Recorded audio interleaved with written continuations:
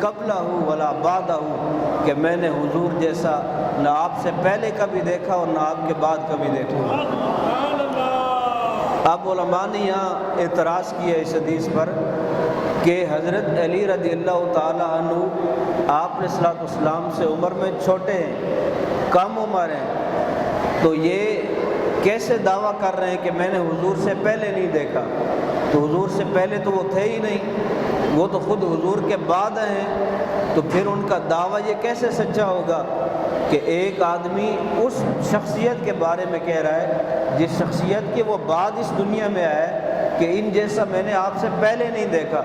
تو علماء فرماتے ہیں کہ یہاں جو آرا کا لفظ ہے یہ آنکھ سے دیکھنے کے معنی میں نہیں ہے بلکہ عقیدے اور عقیدت کے معنی میں ہے۔ تو اب حدیث کا ترجمہ یہ ہوگا، حضرت علی رضی اللہ تعالیٰ عنہ فرماتے ہیں کہ میرا عقیدہ اور عقیدت یہ ہے کہ مجھ سے پہلے کائنات میں بھی حضور جیسا کوئی نہیں آیا اور میرے بعد بھی قیامت تک حضور جیسا کوئی نہیں آئے گا۔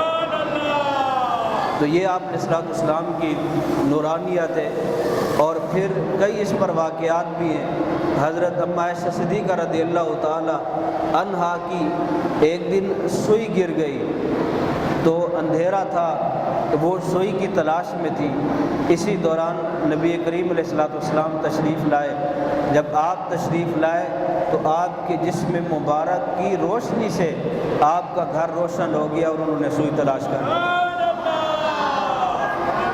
حضرت حلیمہ سعدیہ رضی اللہ تعالی عنہا، ان کے بارے میں صحیح قول یہ ہے کہ وہ مسلمان ہو گئی تھی۔ ان سے ایک دن اڑوس پڑوس کی خواتین نے کہا کہ یہاں تو سب لوگ جب رات کو سوتے ہیں تو چراغ بجھا کے سوتے ہیں، کہ اتنا پیسہ نہیں ہوتا کہ ساری رات وہ دیا جلتا رہے، لائٹ جلتی رہے اور تیل جلتا رہے۔ سارے لوگ اتنا غریب ہیں اور امیر بھی ہیں تو وہ بھی بند کر دیتے ہیں، اور تو اتنا امیر کب سے بنی ہے کہ تیرے گھر ساری رات لائٹ جلتی ہے، چراغ روشن رہتا ہے؟ تو حضرت حلیمہ سعدیہ ان خواتین کو اعتراض کرنے اور پوچھنے والی خواتین کو گھر لے آئیں اور نبی کریم علیہ الصلوۃ والسلام کا دیدار کرایا اور کہا جب سے یہ محبوب آیا ہے تب سے ہمارے گھر میں روشنی جلتی ہے، چراغ جلتے ہیں۔ تو یہ آپ علیہ الصلوۃ والسلام کا جسم مبارک نور ہے، اور آپ کا جسم مبارک تو جسم مبارک رہا، جسم مبارک جس جسم سے ٹچ ہو جاتا ہے اللہ اس سے بھی نورانی بنا دیتا ہے۔ رات کا پہر تھا، دو صحابہ حضور علیہ السلام کے مجلس میں تشریف فرما تھے، رات دیر ہو گئی، اب وہ گھر واپس جانے لگے، تو جاتے ہوئے انہوں نے کہا کہ یا رسول اللہ صلی اللہ علیہ وسلم اب ہم نے گھر جانا ہے، رات کا اندھیرا ہے، گھر بھی تھوڑا فاصلے پر ہے، کوئی ایسا انتظام ہو جائے کہ روشنی کا انتظام ہو جائے۔ تو آپ علیہ الصلوۃ والسلام نے ان کو ایک چھڑی عطا فرمائی۔ جب حضور کا جسم مبارک اور دست مبارک اس چھڑی سے لگا تو اللہ نے اس کو روشن بنا دیا۔ اب اس چھڑی کی روشنی میں وہ دونوں صحابہ چلتے چلتے چلتے آگے ایک مقام پر راستہ جدا ہو گیا، ایک نے ادھر جانا ہے دوسرے نے ادھر جانا ہے۔ اب دونوں پریشان کہ چھڑی تو ایک ہی ہے، یہ روشنی کا انتظام تو ایک بندے کے لیے ہے، تو ایک آدمی لے جائے گا تو دوسرا آدمی اندھیرے میں کیا کرے گا؟ تو ان کے ذہن میں ایک ترکیب آئی، ایک خیال آیا کہ کوئی اور لکڑی ڈھونڈتے ہیں جو اس لکڑی سے مس کرتے ہیں، تو ہو سکتا ہے کہ یہ حضور کے دست مبارک کی برکت والی لکڑی جو ہے، چھڑی جو ہے، یہ اس کو بھی روشن کر دے۔ جب انہوں نے وہ لکڑی اس لکڑی سے لگائی تو وہ بھی روشن ہو گئی۔ ایک صحابی وہ اپنے گھر میں روشنی میں چلا گیا اور دوسرا صحابی اپنے گھر میں اس روشنی میں چلا گیا۔ تو ہمارے علماء نے یہ لکھا کہ آپ علیہ السلام کا جسم مبارک اتنا نورانی ہے کہ آپ کا جسم مبارک جس شے کو ٹچ ہو جاتا ہے وہ بھی نورانی ہو جاتی ہے، اور پھر آپ کے جسم مبارک سے لگی ہوئی چیز جس چیز سے لگ جاتی ہے اللہ اس میں بھی وہ نور عطا فرما دیتا ہے۔ اور دوسرا اعلیٰ حضرت علیہ رحمہ نے ایک پورا رسالہ لکھا ہے فتاوی رضویہ کے اندر کہ آپ نے صلی اللہ علیہ وسلم کا سایہ نہیں تھا، اور آپ اس جدید دور میں اس بات کو آسانی سے سمجھ جاتے ہیں کہ ایک جسم کثیف ہوتا ہے اور ایک لطیف ہوتا ہے۔ یہ جو شیشہ ہوتا ہے آپ دیکھیں گے کہ دیوار سے روشنی پار نہیں ہوتی، دیوار اس لیے دیوار کا سایہ بنتا ہے، لیکن جو شیشہ ہوتا ہے وہ اتنا لطیف ہوتا ہے کہ روشنی پار ہو جاتی ہے، اس کا سایہ نہیں بنتا۔ تو علماء نے یہ لکھا کہ آپ نے صلی اللہ علیہ وسلم کا سایہ کیوں نہیں تھا۔ کچھ لوگ اس پر بھی انکار کرتے ہیں کہ حضور کا سایہ تھا، تو اس کی تحقیق کے لیے فتاوی رضویہ کے اندر مکمل ایک رسالہ دلائل کے ساتھ موجود ہے، وہ پڑھا جا سکتا ہے۔ تو آپ نے صلی اللہ علیہ وسلم کا سایہ نہیں تھا، کیونکہ آپ کا جسم اتنا لطیف تھا، اتنا نورانی تھا، آپ کے جسم مبارک میں اتنا نور تھا کہ سورج کی روشنی اس سے جب ٹکراتی تھی تو رک نہیں جاتی تھی، بلکہ آپ کے جسم سے پار ہو جاتی تھی، کیونکہ آپ علیہ الصلوۃ والسلام کا جو جسم مبارک تھا وہ نورانی تھا۔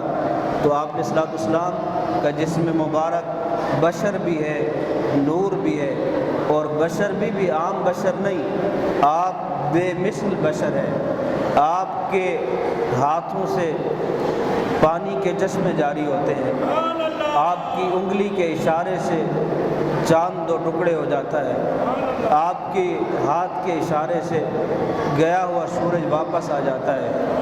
تو آپ علیہ الصلوۃ والسلام کی جو بشریت ہے، پھر آپ کی قوت سماعت، قوت بصارت اور ساری طاقتیں، اس کا علیحدہ پورے بیان ہو سکتے ہیں۔ آپ اس کے بارے میں کہ آپ کو اللہ نے، آپ نے خود فرمایا حضور نے، ارا ما لا ترون اسمع ما لا تسمعون، کہ جو میری آنکھ دیکھتی ہے وہ تمہاری آنکھ نہیں دیکھ سکتی، جو میرے کان سنتے ہیں وہ تمہارے کان نہیں سن سکتے۔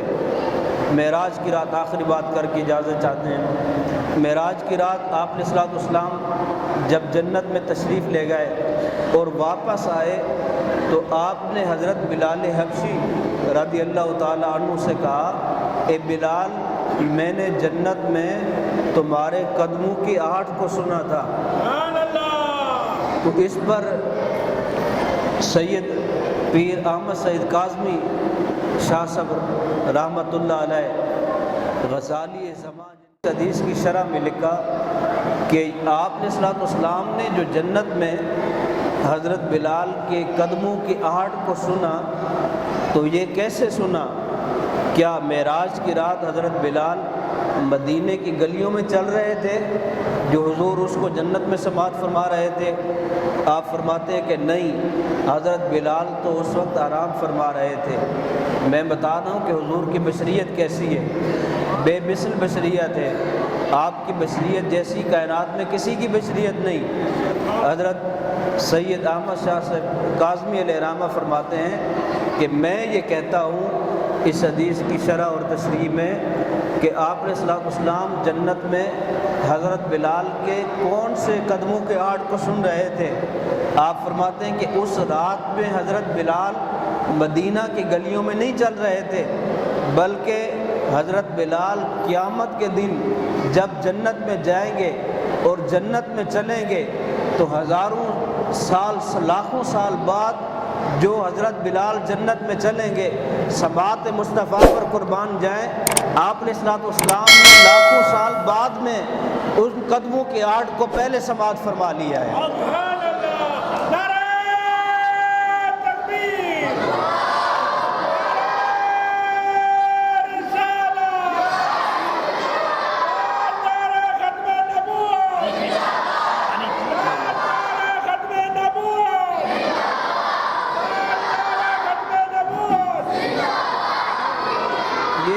کا فرمانا ہے اسمع ما لا تسمعون، کہ جو میں سنتا ہوں تم نہیں سنتے، اور جو میں دیکھتا ہوں تم نہیں دیکھتے۔ تو آپ کی تو بشریت بھی بے مثل بشریت ہے، اور ہمارا یہ عقیدہ ہے کہ آپ اولاً نور تخلیق ہوئے اور آخر میں بشری صورت میں ظاہر ہوئے. ہم اللہ تعالی ہمیں اسی عقیدے پر زندگی بسر کرنے کی توفیق عطا فرمائے اور اسی عقیدے پر موت عطا فرمائے. آمین. وآخر دعوانا الحمدللہ رب العالمین.